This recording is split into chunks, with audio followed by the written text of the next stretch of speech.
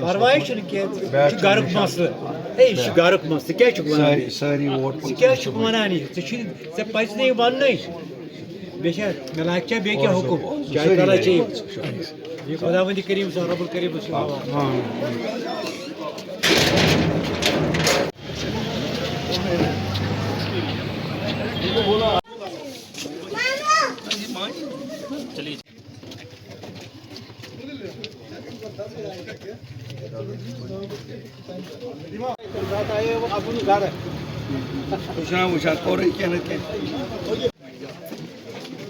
का भी सवाल है।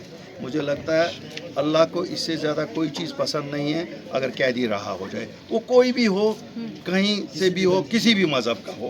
ये तो मेरे दीन की सीख मुझे है। और इंजीनियर रशीद बेगुनाह बंद था, अच्छा हुआ उनको रहा किया गया। मुझे लगा हिंदुस्तान की अदालतों ने भी अब ये समझ लिया है कि जम्मू कश्मीर के लोगों को भी वही हक देना है जो बाकी मुल्क के लोगों को वो देते हैं। इसलिए मुझे नहीं लगता है कि कोई एहसान इंजीनियर रशीद पे किया गया है उनको रहा करके। देखिए, आप तो 2008 से कहती है, मैं ये कहता हूँ कि 1987 से जो यहाँ अमवात हुई हैं उन सब अमवात ने पीछे या बेवाएँ छोड़ी हैं या यतीम छोड़े हुए हैं। तो हमें तो सबका सोचना है, एक सोसाइटी को सबका सोचना है। बदकिस्मती से 96 में भी सरकार आई, 2002 में भी सरकार आई, 2009 में भी सरकार आई, 2014 में भी सरकार आई। उन्होंने क्या किया? FIR ही लगाए। जो आज गिरफ्तारियां हम देख रहे हैं, जिनके वेरिफिकेशन बंद हैं, जिनका पासपोर्ट बंद है, ये FIR किसने लगाए? ये तो उन्हीं सरकारों ने लगाए। अब जब मैं कहता हूँ कि ये तो नेशनल कॉन्फ्रेंस और PDP की सरकारों ने लगाए, कहते हैं अल्ताफ बुखारी हम पे निशाना चूकता है। भाई किसको बोलूँ? दिल्ली वाले तो नहीं लगाने आए, लगाए तो आप लोगों ने। दिल्ली वालों ने डायरेक्टली यहाँ रूल किया है 2019 से। तब से तो नहीं मैंने किसी की आंखें जाती हुई देखी, मैंने कोई मरते हुए देखा। कम से कम इन्होंने इंसानों की जानें तो बचाई। ये सही है, 90% हम लोगों ने खुद समझा, हमारे लोगों ने खुद समझा कि अपनी जान बचाओ। लेकिन जिम्मेवारी तो उस वक़्त की सरकार भी है। वो तो आदमखोर जानवर थे, उन्होंने तो हमारे बच्चे खाए। उसके लिए क्या करेंगे अल्ताफ साहब?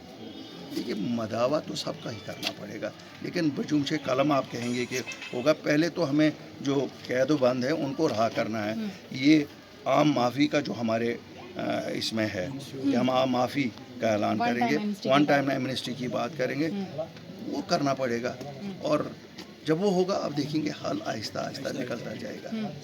वही सुप्रीम कोर्ट ने या हाई कोर्ट ने तो कहा ना कि जहाँ ट्रायल लंबा चल रहा है वहाँ छोड़ दो। तो हमारे तो सब उसी जुमरे में आ रहे हैं। 7-7 साल, 5-5 साल, 10-10 साल हो गए।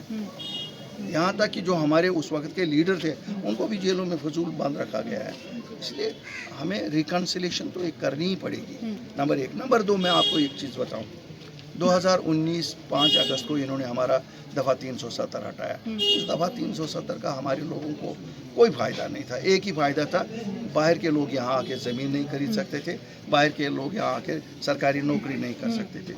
अल्लाह के फजल से मैं कोई नहीं तकब्बुर में नहीं कहना चाहता हूँ, हमने तो सामने निकले, अपनी इज़्ज़त दाव पे लगाई। अभी भी लोगों को मुझे यकीन दिलाना पड़ता है कि मैंने कोई सौदा दिल्ली के साथ नहीं किया। मेरे कश्मीरी भाइयों बहनों, मैंने सौदा दिल्ली के साथ नहीं किया। मैंने आपकी इज़्ज़त के लिए, आपकी ज़मीनों के खातिर, आपके बच्चों की नौकरियों के खातिर वहाँ जाकर अपनी इज़्ज़त दाव पे लगाई, अपने साथियों की लगाई। लेकिन वहाँ से वो कुछ वापस लेके आया, जिसके रोज़ से आपने देखा। कोई मुझे दिखाओ जिसने बाहर के यहाँ आज ज़मीन खरीदी है 2020 से। तो ये तो किसी ने किया ना। कम अज़ कम अल्लाह के पास तो हमें जवाब देने के लिए है कि मैंने अल्लाह को हाज़िर नाज़िर रख कर लोगों के हित में किया। मुझे क्या, मेरी ज़मीन कौन खरीदता? ज़मीनों के तहत